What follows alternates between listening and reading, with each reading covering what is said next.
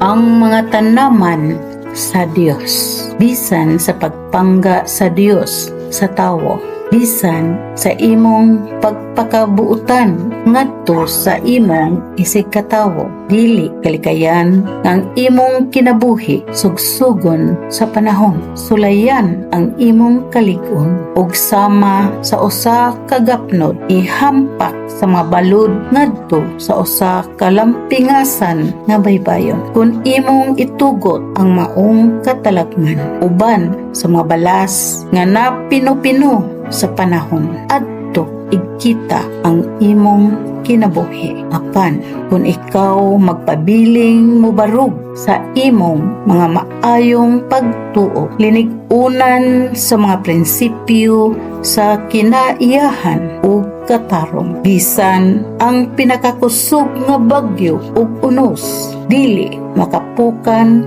kanimo, ug ang ginagmayng mga samad sa imong kinabuhi maalim ug manalingsing pagbalik ug daghan nga mga bag-ong paglaom. Mao kini ang lubas ug lintunganay ning atong maanindot nga tulumanon sa 107.1 Real FM Radio, ang mga tanaman sa Diyos. Paminawa, isilsil sa unahuna ug ipatidlom sa kasing-kasing ang mga kasayuran ug pagtulunan kabahin sa kalikupan, pagpananom ug pagpamuhi ug mga pagkaon nga kinaiyanhon, pagmahal sa nasod ug sa atong Dios, kaugmaran sa tawo, kasaysayan sa lain-laing mga dapit sa Pilipinas, pamatigayon, pagpalig-on sa mga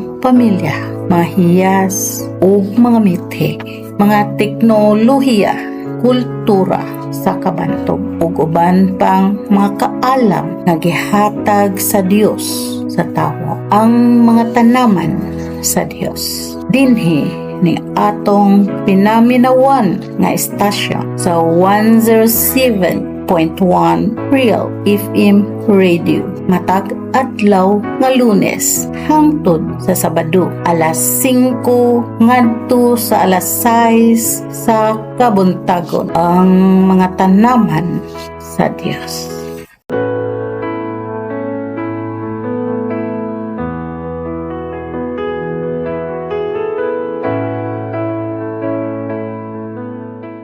O Diyos, pinakalabaw nga magmando sa tibuok kalibutan, ug agalon sa mga kaugmaon sa katawhan ug mga kanasuran, pagagiyahi kami sa among pagbugtaw ug pagkaon ug ubang mga panginahanglan sa among mga kaigsuunang katawhan. Hatagi kami og kusog nga unta kami dili mapakyas sa among pagpaningkamot pagtikad sa yuta.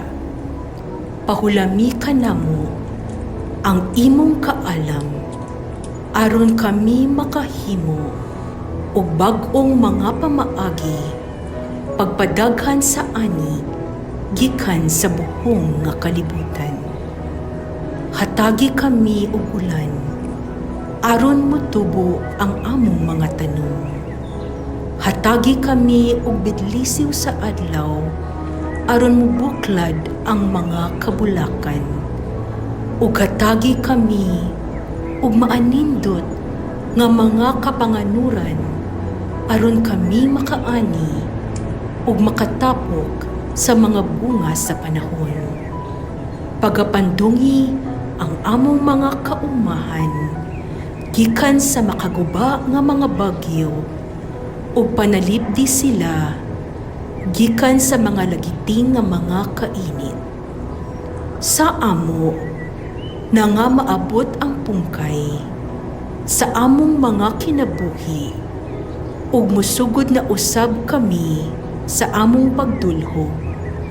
Hinaot unta nga kami mopahulay nga masayod nga pinaagi sa kahago sa among mga kamot, among natanom ang mga liso aron mabuhi ang mga mosunod nga mga kaliwatan. Himua nga kami mupahulay nga nasayod nga kami nakaatiman ug nakapangga sa bahandi sa inahang yuta.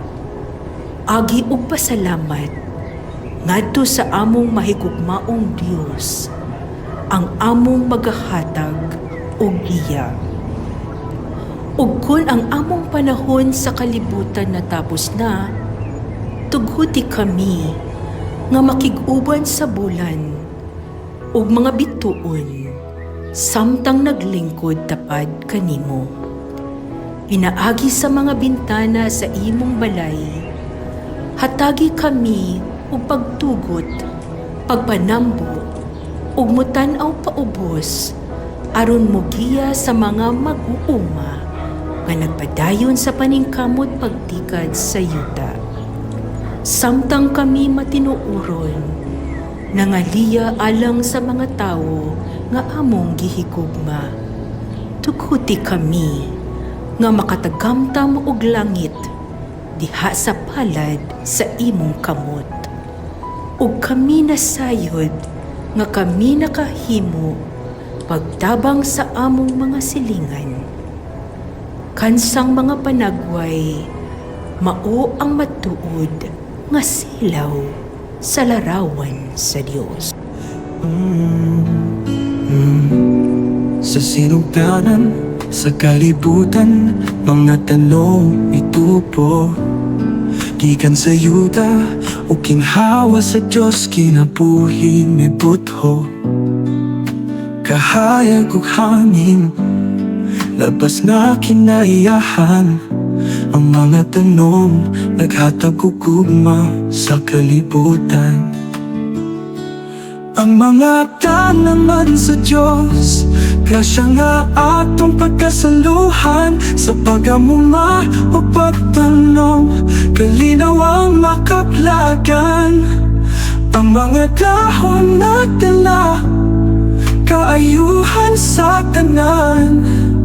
Ang gugma sa Diyos, gigasa sa katuhan.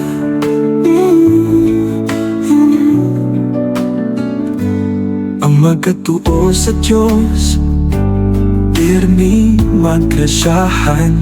Sa organikong pamaagi, preskong kalikupan. Mga tao mapahiugsanon, dili mahadlok malapwan.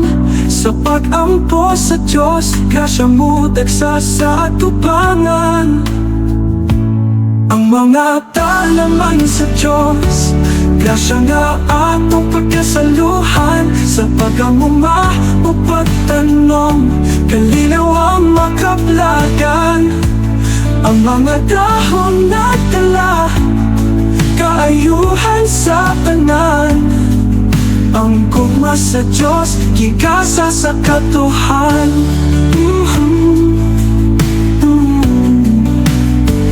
Diyos ang nabugna, mining mga tanaman. Ang tanong mo tubo, himsog ug daghang panginabuhian. Sa pag-ampo ug pagtuman, kalinaw ang masugatan. Sa tanaman sa Diyos, kalipay nga walay katapusan. Ang mga tanaman sa Diyos, grasya nga atong pagkasaluhan. Sa pagamuma o pagtanong, kalinaw ang makaplagan. Ang mga dahon na tala, kaayuhan sa tanan. Ang gugma sa Diyos, gigasa sa katuhan.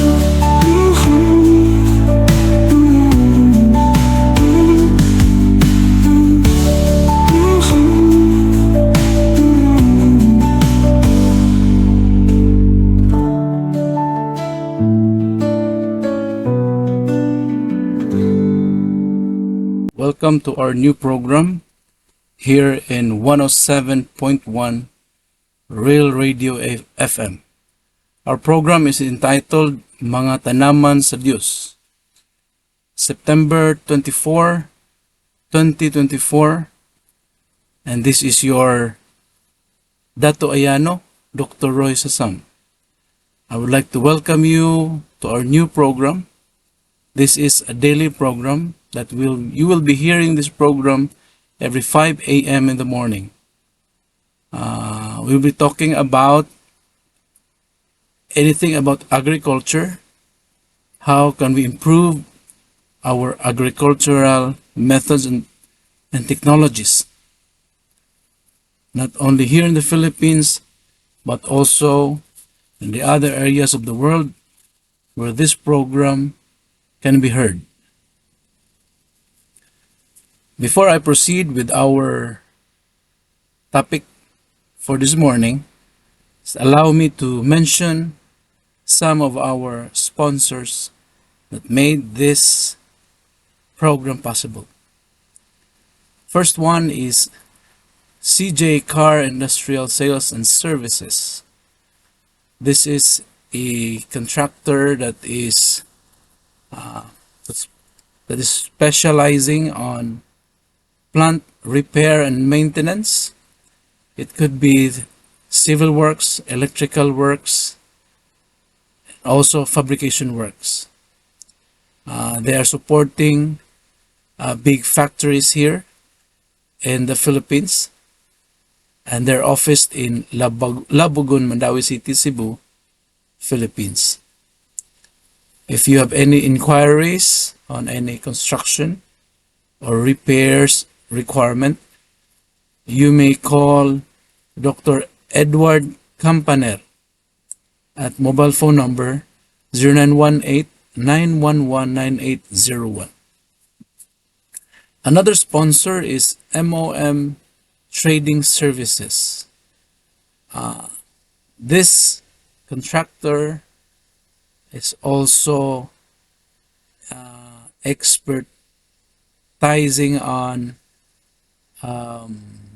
building works, car repairs, air conditioning maintenance and repair, and many other things.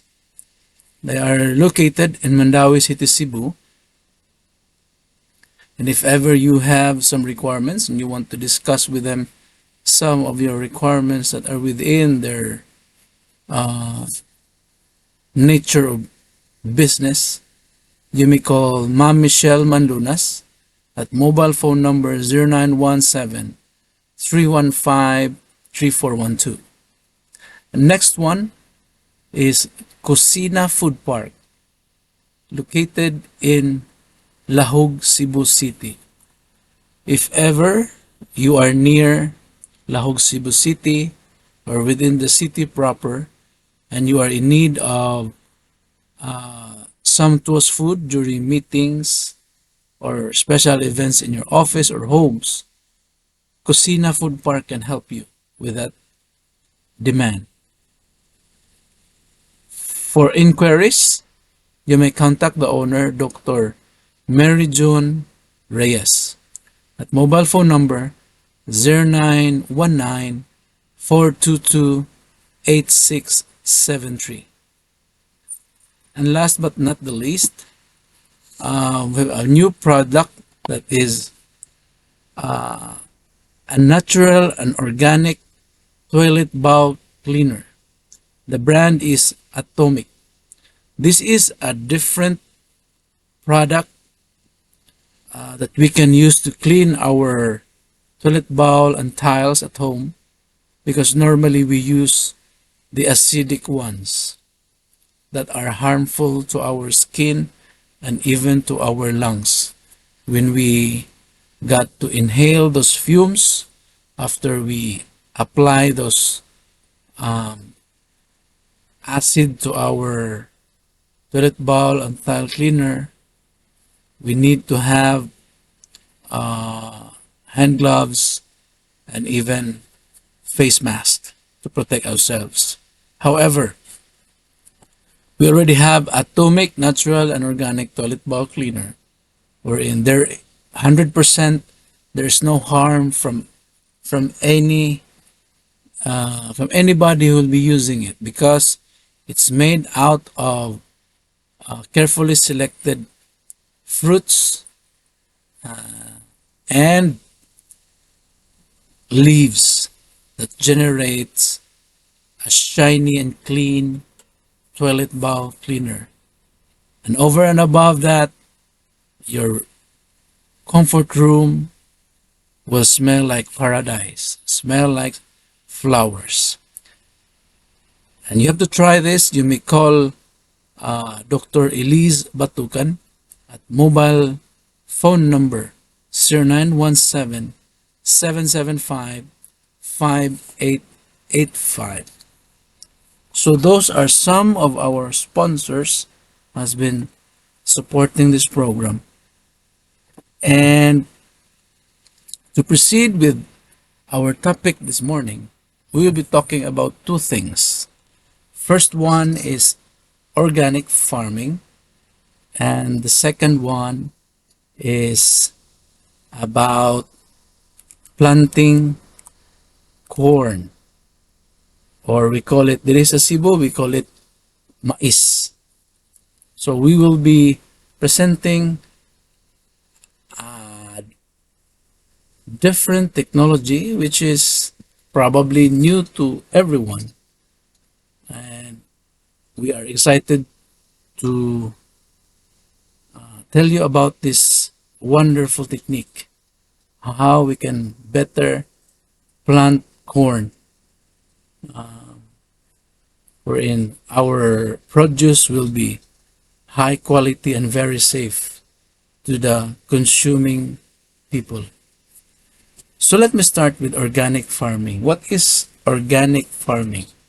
Well, organic farming is a kind of farming that uses organic materials. So most probably, you will be using fertilizers that are made from biodegradable materials. And organic farming started in the 1930s as a reaction to agriculture's growing reliance on synthetic fertilizers. So for many years, during 1930s, naigmata ang mga farmers that ang ilang pag-use og mga synthetic fertilizers are no longer that effective. So they tried shifting to organic farming. Artificial fertilizer has been created during the 18th century, initially with superphosphates and then ammonia, produced using the Haber-Bosch process, developed during World War One. These early fertilizers were cheap, powerful, and easy to transport in bulk. However, Sir Albert Howard is widely considered to be the father of organic farming. Further, work was done by J.I. Rodale from the United States, and then followed by Lady Eve Balfour in the United Kingdom, and many others across the world. Organic farming has made up only a fraction of total agriculture output from its beginning until today. So, since 1913, nagamit na we are applying organic farming. However, until this time, gamay ra gyud nga part sa atong farms are using the organic farming method. In fact, increasing environmental awareness in general population has transformed the originally supply-driven moment to a demand-driven one. So before, ang market was driven kung unsay imong gi-harvest. So, unsay naa sa market, mao nay basihan sa demand. However, in the early 20s, the market drivers has shifted. So it is now based on demand. So nakat-una og sabot ang mga farmer unsa need sa mga tao. And they are farming based from that market information. So demand na ilang itanaw. And that result to premium prices, and some government subsides attracted farmers. So ang presyo mas ni maayo, and some government subsides attracted farmers. So mas daghan ang farmers na naghimo organic farming tungod kay market. Ang market is driven by demand. In the developing world, many producers farm according to traditional methods which are comparable to organic farming but are not certified. In other cases, farmers in the developing world have converted for economic reasons. Now, organic farming is not one that uses certain methods and substances and avoids others.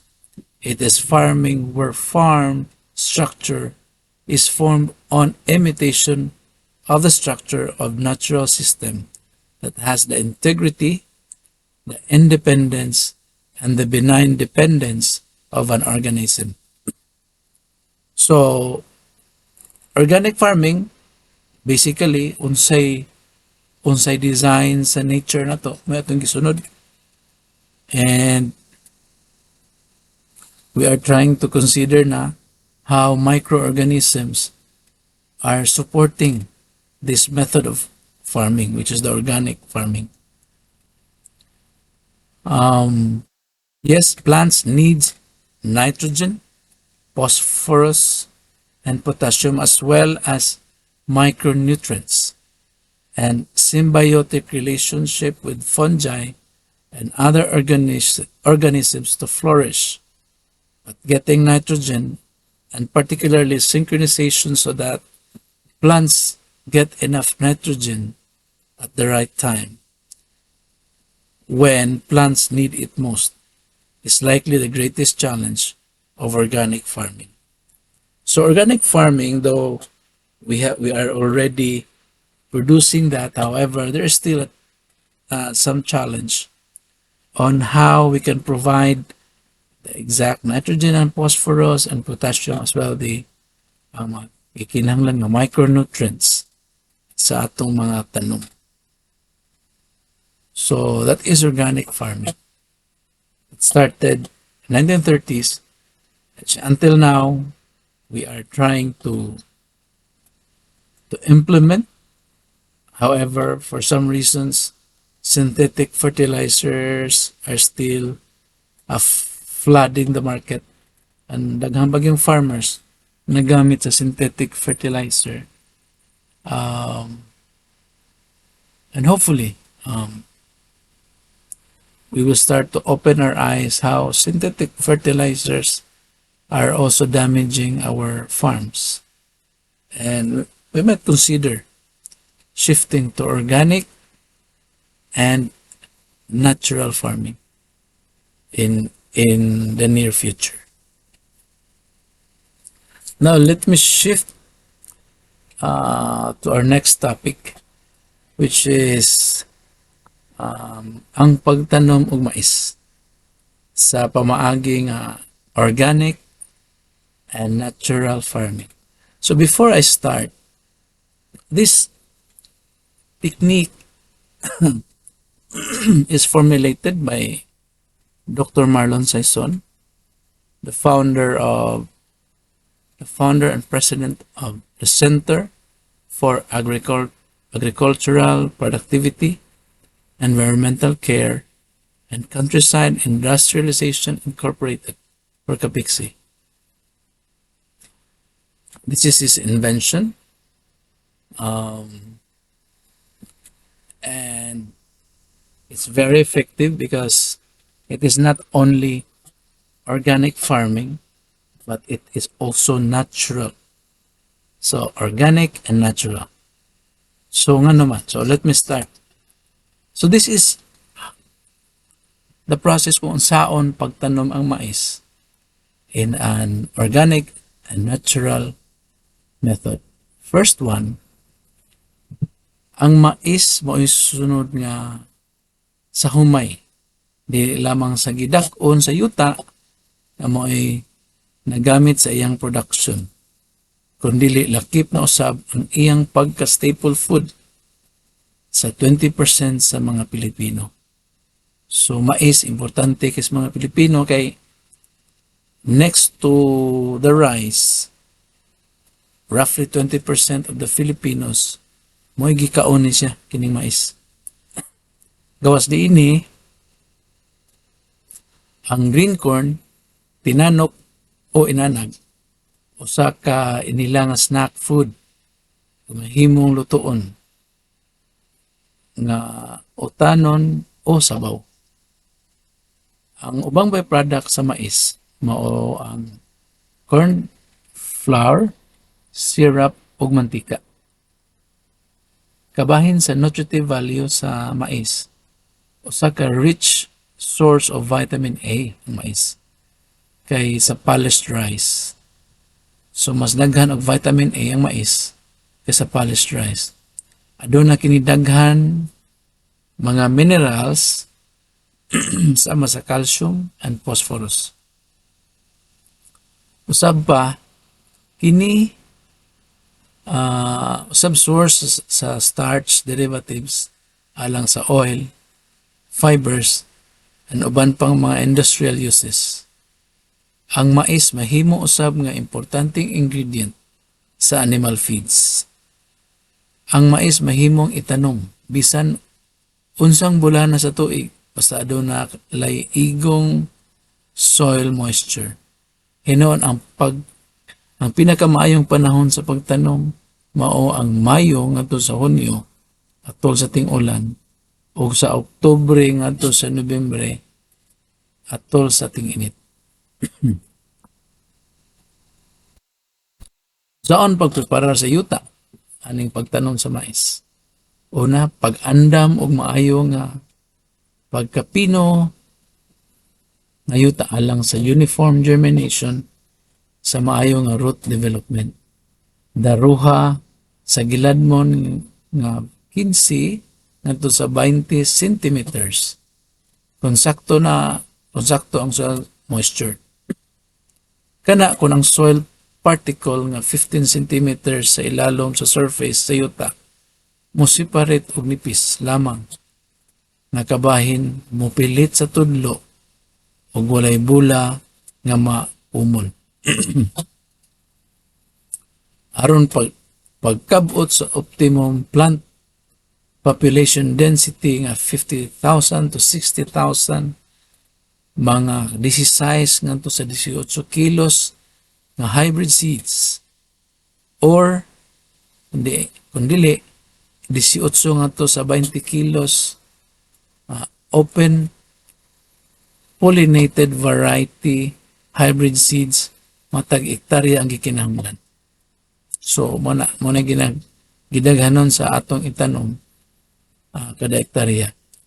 Ang distansya sa furrows kay 75 centimeters matag tanom og about 3 to 5 centimeters ang giladmon kung ang soil moisture igo lang sa pagtanom ug tabuni ang mga liso sa yuta. Sa dili pa itanom ang mga liso, ihumol nato ang mga mais para mo germinate. Ihumol nato una sa mais bioenzyme overnight. So roughly mga 8 hours. Ihumol nato ang corn sa mais bioenzyme. Dayon mag-andam og light yellow colored enzyme nga humulanan. So ang bioenzyme nga mais isagol na tog tubig nga mahimong light yellow lang ang solusyon, mao na to'y humulan sa atong mais, atong corn, para mo germinate siya sugod. So for 8 hours. Dayon, after 8 hours, pwede na siya itanom. Ang matag bundo nga tamnanan sagulan pod og OPBF. OPBF stands for Organic and Probiotic Basal Fertilizer. Sa igo-igo lang nga gidaghanon. Dili kay daghanon tungod kay ang power sa OPBF daw sama sa chemical fertilizer. So, tangan na nimo gamay ang lugar nga imong tamnan sa corn nga imong nang gihumol sa mais bioenzyme solution. Kung aduna na tulo ka parisan sa dahon ang mogawa sa tanom, bisbisan ang mga tanom sa mais bioenzyme na light yellow solution ang yapon. So, mabot ang pila ka adlaw nga katuig imong corn mo tubo na niya, mo nanay tulo ka, at least tulo ka dahon, himo na po siyang bubuan sa mais bioenzyme. Parihar sa katuig imong gihumol. Ang mga kasagarang daotang insekto nga moatake sa mais mao ang corn borer or Asiatic corn borer, ang kinit pong white grub or June beetle, corn seedling maggot, o gitawag po ni Athyrigona oryzae, common cutworms or Spodoptera litura, kining corn semilooper, o gitawag po o sa mga sa siyensya o Chrysolixis chalciti or chalcite, o army worm. Mo kini mo atake sa mais. Di ta maguol. Kaya doon na sa kitay organic and natural insect repellent nga itong gitawag og Rosanna smell. So, spray po na to sa atong mais para natural nga mobiya kining klase sa mga insekto nga motake sa mais. Kining Rosanna smell insect repellent, humot kay ni siya nga ining humag-spray nimo ang tanom kung mo aksyon og panglabay manggawas ang mga bulak. So aside from pagpahawa na to sa mga insekto, mo kuan sad manggawas ang buwak sa atong tanom, apiling mais. So mao kana ang among gitudlo nga teknolohiya sa pagtanom og mais. Note na inigtanom nato sa mais, pangayoon po nato sa labaw nga mag-uuma ang iyang panalangin alang sa usa ka dakong ani ug himoa ang saad sa pag-atiman sa iyang yuta pinaagi sa natural and organic farming. So there you are. That is the steps sa pagtanom sa mais using our bioenzyme and our natural organic insect repellent. Again, before doing the protocol or the steps, kinanglan yun mo mangayo sa panabang sa labaw nga mag-uuma ang atong makagagahong nga mahal para tagaan ta niyang daghang grasya sa atong pagtanom. Karon, before na to tapuson ang atong programa rong buntaga, ako sang hisgutan ang kining usa sa pagi for resolving the food security concern in our country as well as the entire world. right now, um, one of the very doable and very economical way of having something to eat is through the tauge farming. So how is it done? This tauge from the mongo beans, um, we also have a bioenzyme for mongo in growing the tauge or the mongo sprout. Now, for every kilo of mongo seeds, uh, ato po siyang isoak og mongo bioenzyme, or we call it vigna, for 8 hours po para itong mais. And then, after 8 hours, ato siyang ilatag sa cloth, sa panapton. Unya, bubuan din nato sa vigna bioenzyme na sinagla ng tubig nga ang color yellowish. Bubuan na to every 6 a.m. in the morning, 12 noon, and 6 p.m. So that one kilo of mongo seeds in 3 days will become 8 to 9 kilos of tauge. So in just 3 days, ma-harvest na nimo imong tauge. And tauge is very nutritious. It is a good source of protein, and also it can also heal some minor illnesses in our body. That's on the biological aspect. In terms of economic aspect, if a kilo of mongo seeds cost 100, and in 3 days you can harvest 8 kilograms of tauge. Now, doing some simple math, if you're to sold the 8 kilos of tauge, let's say 75 pesos per kilo times 8, so it's already 600 pesos. So meaning to say, your cost of the mongo seed, which is 100, in 3 days, your 100 becomes 600 pesos. So tauge is a very good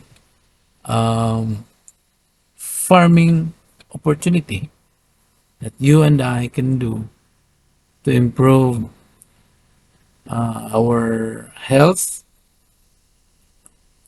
and also our financial resources. Now, I have been mentioning mais, bioenzyme, vigna bioenzyme, and the Rosana smell insecticide. You might ask me, asaw na mapalit? Well, these products are readily available here in Cebu and even in different parts of the Philippines. If you want to try these wonderful products, you can call or text Dr. Marlon Saison, the inventor. His mobile phone number is 0923 365 5734. So don't waste your time. Contact him and experience the wonders of using the natural and organic bioenzyme to our farms and to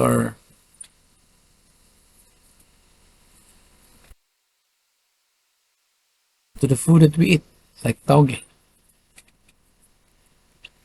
So that ends our program, and I hope you have learned something this morning.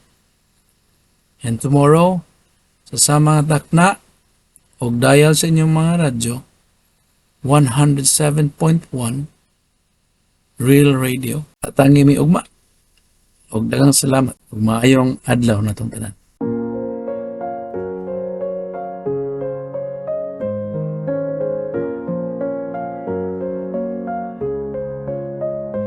In the heart of our land, where the rivers flow, MOLIFHAI stands strong, with a mission to grow. With hearts of gold, we lead with care. For the people we serve, our love we share. Oh MOLIFHAI, we stand as one. In justice and peace, our work is never done. With fairness and strength, we protect the weak. Uplifting lives is the change we seek. Through the sacred tenets, we find our way. In the light of truth, we shall not sway. Fairness and justice, equality for all. In the spirit of unity, we heed the call. Oh MOLIFHAI, we stand as one. In justice and peace, our work is never done. With fairness and strength, we protect the weak. Uplifting lives is the change we seek. Peaceful protection we give with grace. In every heart we find a sacred place. Families we uplift, their lives we defend. As responsible citizens, on us they depend. From the mountains high to the valleys deep, our mission of love we proudly keep. For the sick and the oppressed, we take a stand.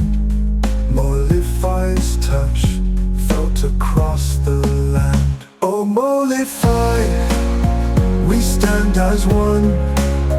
In justice and peace, our work is never done. With fairness and strength, we protect the weak. Uplifting lives is the change we seek. In the spirit of the Datu, we lead with might. Guided by love in the darkest night. MOLIFHAI forever, in our hearts you'll stay. A beacon of hope showing the way.